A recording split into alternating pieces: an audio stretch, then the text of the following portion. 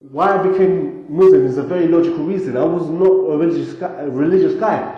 But the whole point was, grew up in a single family. When you grow up in a single family, your father's not around, so your mother has to be the father and mother, work and look after you. So she's always working and she's always trying to look after you. And a man needs a father around, because when your mum looks at you and says, and your father says, don't do that, it's different.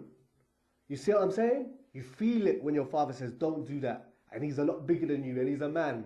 Yeah, and he's not wearing a skirt. It's a big difference. But when you don't have that, you grow up, she hits you, she tries to keep you in order. But sooner or later, you just start taking liberties and liberties and liberties. Like me, I never used to do anything around the house. I used to play my music loud, slam my door, kiss my teeth, shut your mouth, everything, spit, this, that, and the other, and so forth. Because what are you going to do anyway? You're going to hit me? Oh, okay, that doesn't hurt too much. I do with it. I'm getting older, I'm getting bigger. It doesn't hurt me anymore. What are you going to do? So I kept on doing this, tears coming out my mum's eyes. I'm the oldest, I've got a younger brother and sister, and I'm just, doing what I want to do, no jobs in the house. My brother's got a new Walkman, that's mine, thank you. Take it off him, basically nothing. So anyway, I get older, we move to a better area, and I'm carrying on doing what I'm doing. So one day I come I come home, because my mum used to tell me for about 10 years, she used to say to me, Jason, that was my name, Jason, look, you don't wash up around the house, you come in at 2 o'clock in the morning, you wake up your brother and sister, they have to go back to sleep, and they can't get back to sleep, so they go to school late, you're messing up everything up in the house. And I'm thinking, what, YOLO, so what? And, I'm just doing what I'm doing. No one's there to keep me in check, I'm just doing what I'm doing. So my mum says, if you carry on doing this, one day I'm going to chuck you out. But I'm like this because we're all youth. All us youth, we think that everyone else has just dropped out of the sky at 30 and 40, and they've never been young. They've never dealt with parties. They've never dealt with being young and girls and boys and responsibility. They just dropped out of the sky, ain't it? He's my dad. He was born at 40. He was born with grey hair. He's just dropped out of the sky, ain't it? And me, I've been on this planet 15 years. I know everything. You see what I'm saying? I'm a wise guy, ain't it? So I'm just thinking, yeah, mum's just banging on again. I don't even know what she's talking about. And I just carry on what doing. So one day, lo and behold, I come home. And there's 2 black bags outside the front door. So I think, oh boy, Richard's really slipping. My brother, he's really slipping.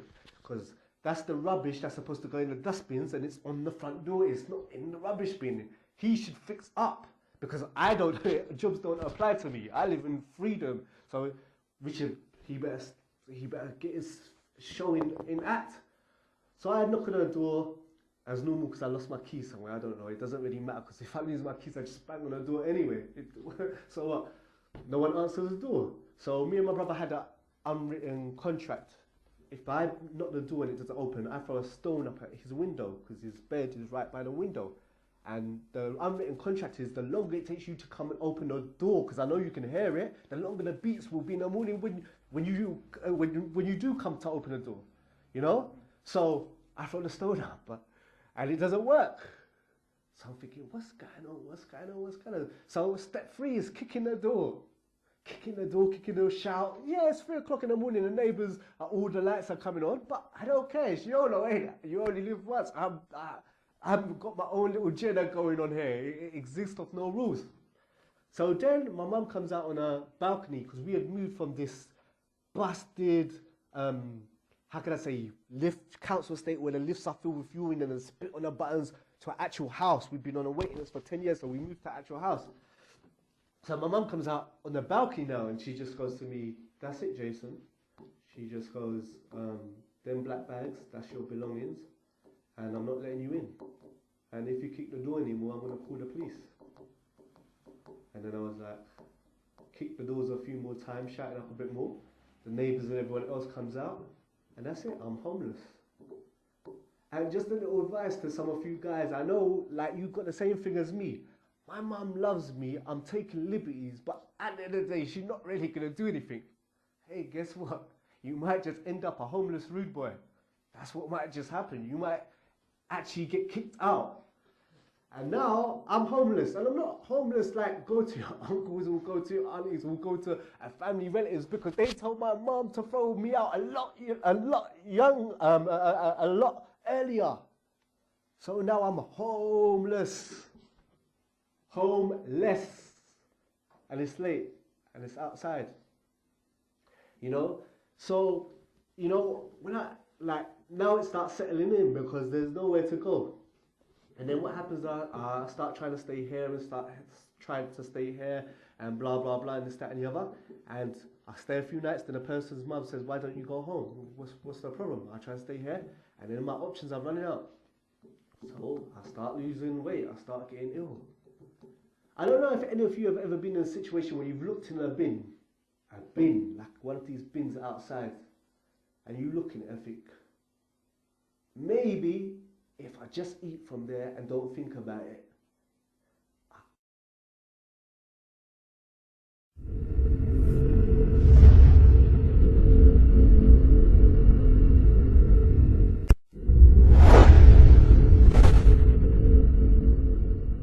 So anyway, I'm homeless now, and then one day, because I start losing consciousness when I'm out and about walking around because my trousers are hanging off me now because I'm losing so much weight and stuff like that.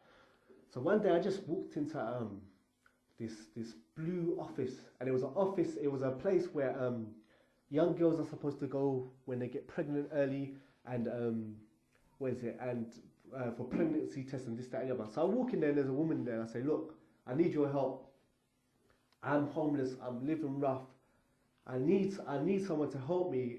If you don't help me, I'm gonna die out there. I've got nowhere to stay. You know what I'm saying? I've got nothing to eat. I need your help." So she goes, "Look, I help young pregnant girls and give them advice when young teen mothers advice. I'm not really equipped to deal with you and help you." I said, "So what are you gonna do? You're just gonna let me go out there and just whatever?"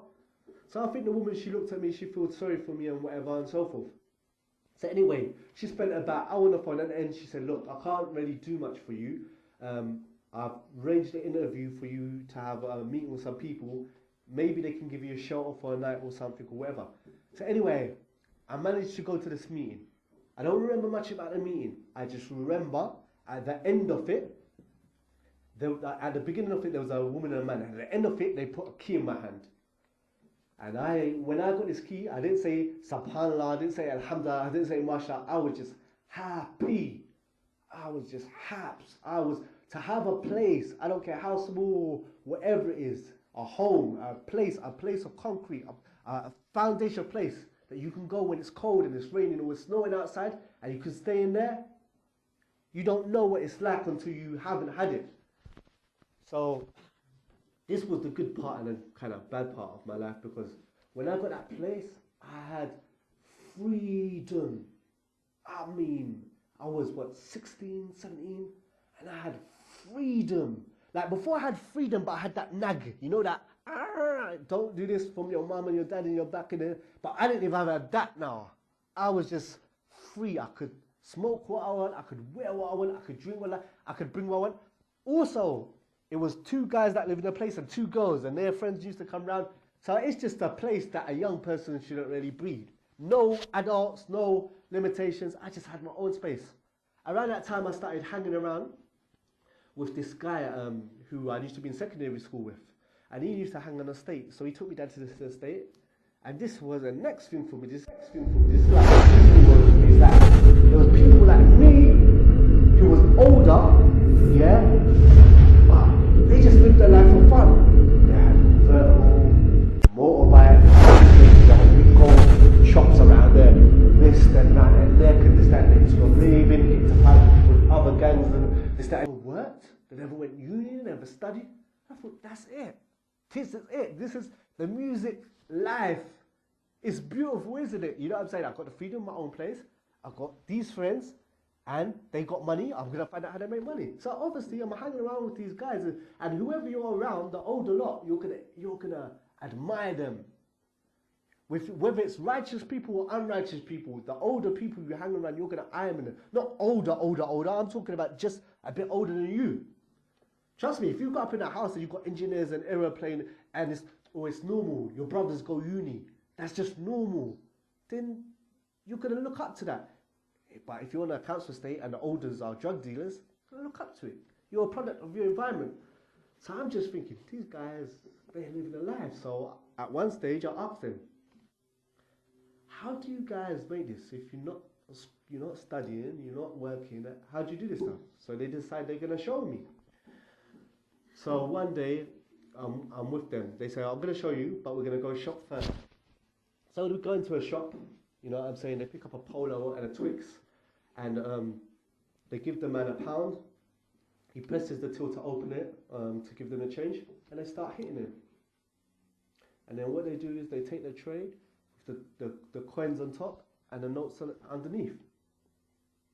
And then they used to do other things, like business people, like your dad or someone else coming back from whether it was city working or whatever, wait for them to come out the train station, a businessman, and they rob them. But you got to understand that this old Asian man that's in the shop, he's in his shop just working. Then 5 black guys come in the place. When you think there's 5 guys just come in the shop and they just pick up a Coke and a Polo, it's not the nice kind of environment.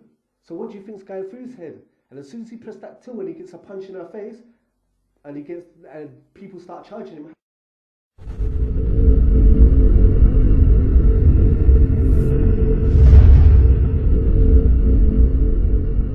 I don't think you understand. The reason why people rob and steal and hurt people is to get money, but the money is not the goal, it's not the end. Why does someone put a gun, go up to old woman working in the back, or middle-aged woman in a bag and hold a gun to her face? And we do it to get money, but the money on its own it doesn't mean nothing. Just having money means nothing. Why? They do it so with the money they can buy the latest designer shirt, the latest designer clothes, a nice car. Why? But what's the car and what's the thing for? Why? Because without them clothes and without them nice things, girls don't want to know you. Guys don't want to know you. Who wants to go into school with Dunlop and be the joke when everyone else has got Nike and Adidas? No one does. So all these young boys on the council estate, you know what I'm saying? They're mocked at, they're looked at because they don't have expensive clothes, because their parents can't afford it, because their dad's not even there. So why do they rob and steal? To get the money, but the money to get nice things. So after I get the nice things, because in this world, in this society, in capitalism, in this world, you are judged by your belongings. If I'm a drug dealer but I got the latest Land Rover, on the street everyone loves me. I'm special, I mean something. If I don't have nice clothes and I don't have anything, in reality, no one wants to hang around with me. I ain't got friends. Who wants to hang around with me in my no-name brand t-shirt? Which girl wants to speak to me if I don't have it? No one wants to know you. So these boys are scared and they do this stuff to get their money. And that's the thing, you only live once. Like, look, if my purpose in life, our purpose in life is to worship Allah, and all these things are side issues, and we have rules and regulations how we live life. But if my purpose in life is to be happy, and that means you being unhappy, or me robbing your shop, or me putting a knife in your throat to get that money, what? I only live once, there's no day of judgment. What's wrong with it? And that's why criminals love rappers so much. Like some brothers now, if you was to say something negative about Tupac, they get upset with you. Like generally in their heart, they might want to, no. Like you say something negative, Tupac is no one to us. It's Tupac. Tupac is we like rappers because they give us nice excuses. Like I used to think of this stuff, yeah, well we're poor, we live in the council estate, they're rich, they got a nice life, so it's okay for us to take from them. But how does that work? If a homeless person wanted to take from me who got much less than me, would I like it? No. So we love these rappers because they give us excuses to sin. So all these guys it's not just these people in the council estate, it's the whole society. The whole society tells you that you are a man if you have nice things. In the Muslim world, if you go to the Muslim world, yeah, you are defined as a man in the Muslim world, you are defined as a man by how you get your stuff, not what you got. You understand what I'm saying? If you're a Muslim man in a Muslim country and you work for your stuff, you're raised in society. If you steal your stuff, you're put down. But here's the opposite, because of capitalism and this seculars, this that, it's what you got.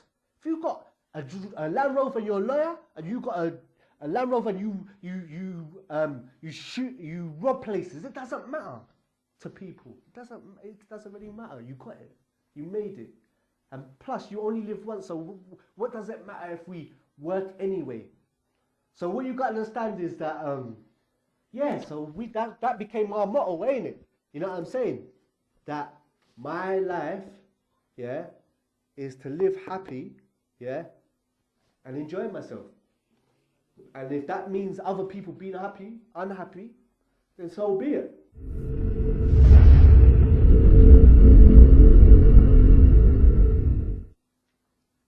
So I'll go jail now for a short time. Since it's my first time in jail, they let me out on something called bail. Now, bail is when they release you from jail to give you a trial if it's maybe your first time they've actually put you in jail. So they let me out. While I'm out, I go same thing, back into the music, back into the same friends, this, that and the other. So rob a businessman. They put me back in jail. Then they say, that's it now. That's it. You're staying in jail until your trial. Now, unfortunately, may Allah forgive us, the guy that the first guy that I originally went to jail for, we hurt this man, you know? And every time I was supposed to go to court for my trial, he had problems with his heart because of the attack and the panic and the physical abuse.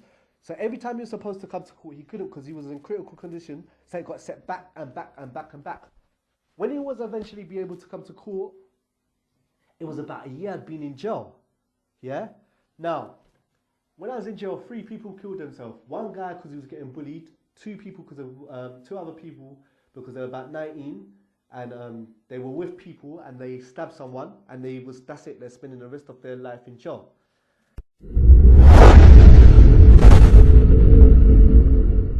But what I didn't tell you is, when I was living with my mum, one of them days when I was being rude to my mum, kissing my teeth, listening to my music, just, speaking out of my side of my mouth to my mum, my cousin comes around. My family are all Jamaican Christian. So, and there's nothing much to Christianity. All it is you go to church on Sunday, sing a few songs, and then come back and watch EastEnders. That's it. There's no worship in Christianity really, apart from, singing and dancing, and there's no Deen to it really. If you take a atheist or secular's life and then compare it to Christian, like the clothes that they wear to church, they could wear to a rave, and the clothes that they wear to a rave go to a funeral. It's like there's no difference. There's not much there. So what happens is that my cousin comes around one day and he looks different. He's got like a bed, he's wearing like a robe, and I'm just thinking, like, what's up with Warren? Like, he seems a bit different, man. Like, what happened? So I'm there flicking through the channels, you know what I'm saying? And my mum's just chatting, talking about something, I'm not paying attention. So he just comes to me and I goes to him, well, like, what's happened? What's going on? And he says, he's become a Muslim. So now, he's a Muslim, he's become a Muslim, he's converted to Islam. So I'm kind of confused now because I'm thinking that I'm Jamaican and black, yeah? My cousin's Jamaican and black, but he's darker than me. So I'm confused. I'm thinking, like, how's this guy going to become an Asian, yeah, when he's dark skinned? And I think, how is he, like, he's a smart guy. One's a smart guy. He was a boxer, a fireman. Like, he's an educated guy. He's a smart guy. He's looked up there. How's he going to hang around with them, yeah, being black and be Asian at the same time? Like, is he going to paint his skin or else? How is he going to do this? I'm trying to think with my criminal mind, how can you pretend to be Asian, yeah, and be, how can you have Asian skin, how can you be light Asian and be black at the same time? And like, that's how I was just confused. So my cousin, he had to take me out of my deep ignorance, and it's like, look, Islam, it's funny, you see these EDO and all these people, they're like, go back to Islam. One of them had a sign that said, go back to Aslan. You know what Aslan is? Aslan, I don't know if you, when you're kids and you grew up in school, there was these fantasy books called The Lion, the Witch and the Wardrobe. And there was a lion in it, and his name was Aslan. And I don't know what's wrong with these EDO guys, but they thought Aslam and Islam was the same thing. I mean, these guys are loops, you know what I'm saying? But they just signed on and watched Jimmy Carl anyway, so you can't blame them. But I was confused. So obviously he said to me, no, he goes, Muslim not a race or a place or a country. It's a belief, you know. So he goes to me that he goes to me that basically all religions, he said all religions tell you to do good, give charity, help the poor, help the elderly, just be nice people and so forth. He said the difference between Islam and every single other religion, when you take the time out to research and analyze, you'll see the big difference between Islam and all the other religions is, yes, it tells you to do all these nice things and be good to people. But the difference between Islam and these religions, that all these other religions worship a man, or they worship a statue, or they worship a animal, or they say that God got, created the world and rested on the sixth day, like have a break, have a Kit Kat, like, or that, God became hungry, or God had a wrestling match with a man and lost, or another God killed God, or this, that, and the other. But he said, no, only Islam says there's one God. It's not a man, it's not a woman, it's not a statue, it doesn't get hungry, it doesn't get thirsty. Satan and God are not like Crips and Bloods, and they've got the same kind of power, and they have fights, and sometimes they win, and this, that. No, it's not like that. God is supreme. So I'm confused here, because even though I'm a guy there listening to my rap music and kissing my teeth and boo to my mum, I'm thinking, wait a minute, but that's what we believe. That's what us Jamaican Christians believe. We believe that Moses, Jesus, Noah, and all these cool people, came, taught people to worship God, and that's what we believe. And he goes, no, Jason, our family don't believe that. Our family believe that Jesus is God. What? Because you got to remember, we had all these plays in school where Jesus was a little baby, and Mary was looking after Jesus. I was thinking, no. I goes, we don't believe that. And he goes, yeah, you do. So I go to my mum now, because I'm thinking to my head, wait a minute.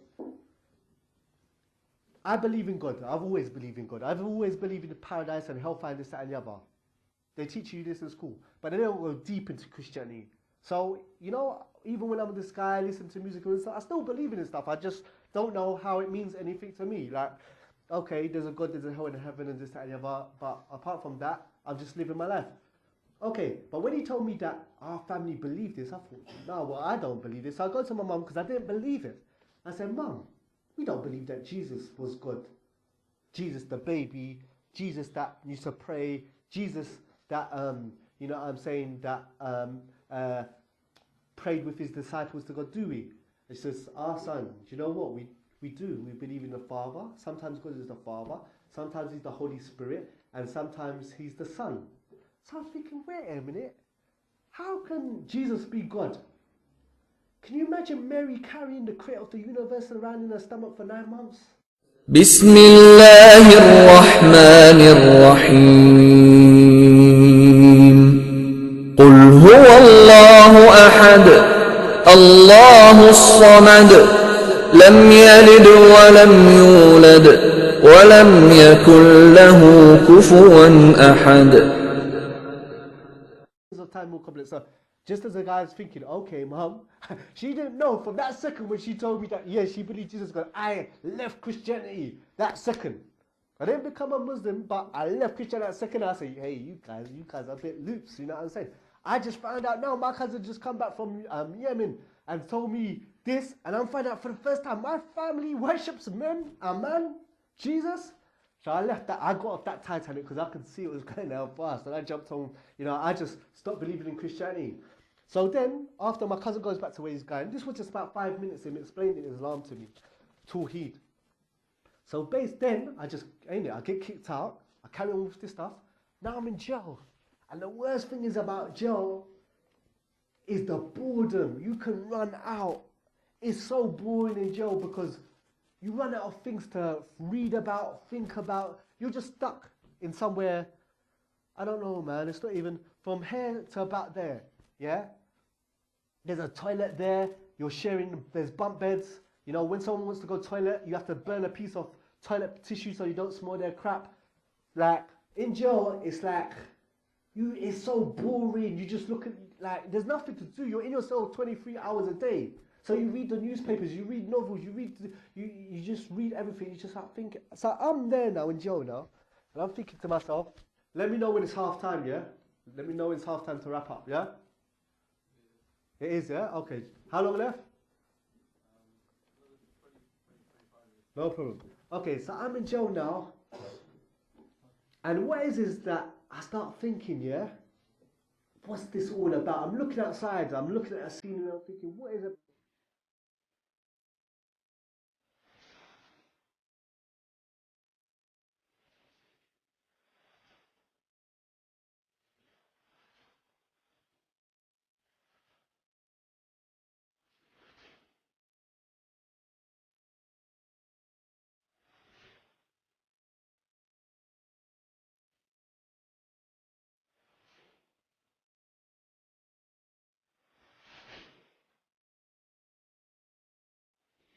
I don't actually believe that I can live this life of just going around robbing and stealing from people and this, that, and the other and dying. That's it.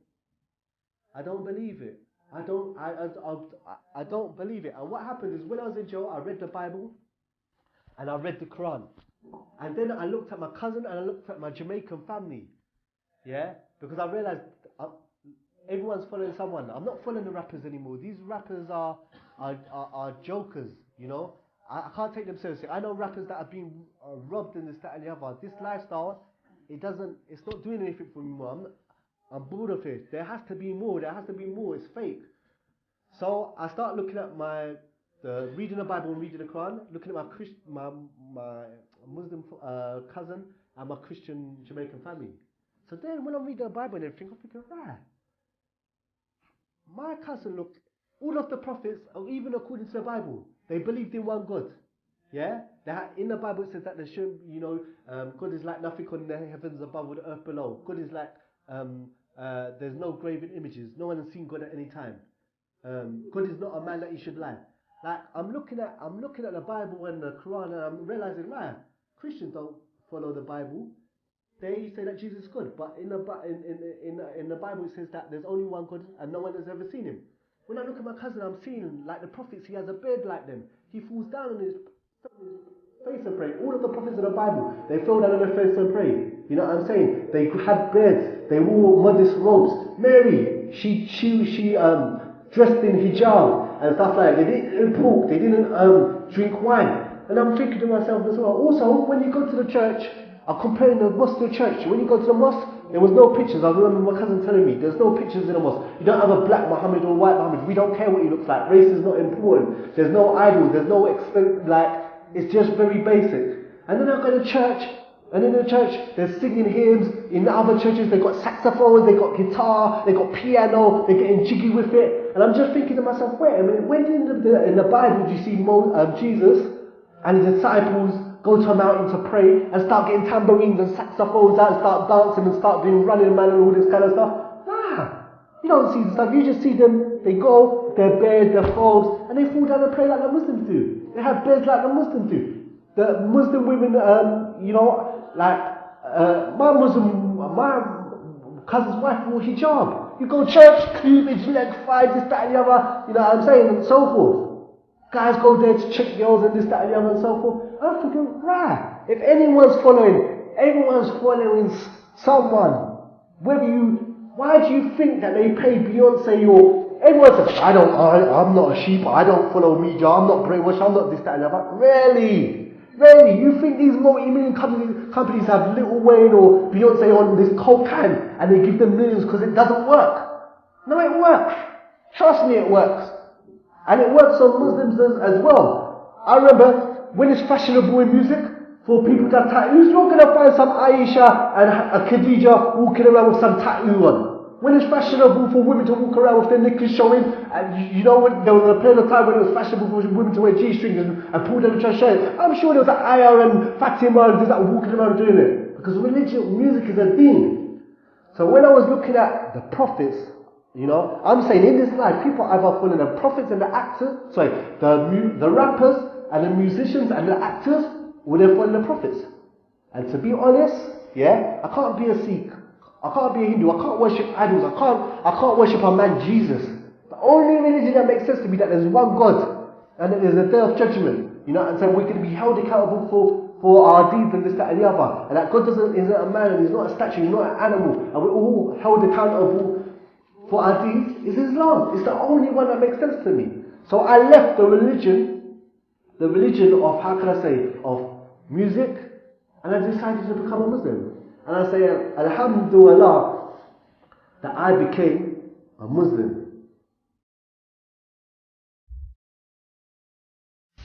أعوذ بالله من الشيطان الرجيم. بسم الله الرحمن الرحيم. يا أيها الذين آمنوا اتقوا الله ولتنظر نفس ما قدمت لغد واتقوا الله إن الله خبير بما تعملون. ولا تكونوا كالذين نسوا الله فأنساهم أنفسهم أولئك هم الفاسقون. لا يستوي أصحاب النار وأصحاب الجنة. أصحاب الجنة هم الفائزون. لو أنزلنا هذا القرآن على جبل لرأيته خاشعا متصدعا من خشية الله. وتلك الأمثال نضربها للناس لعلهم يتفكرون. هو الله الذي لا إله إلا هو عالم الغيب والشهادة هو الرحمن الرحيم. هو الله الذي لا إله إلا هو الملك القدوس السلام المؤمن المهيمن العزيز الجبار المتكبر. سبحان الله عما يشركون. هو الله الخالق البارئ المصور. له الأسماء الحسنى. يسبح له ما في السماوات والأرض وهو العزيز الحكيم.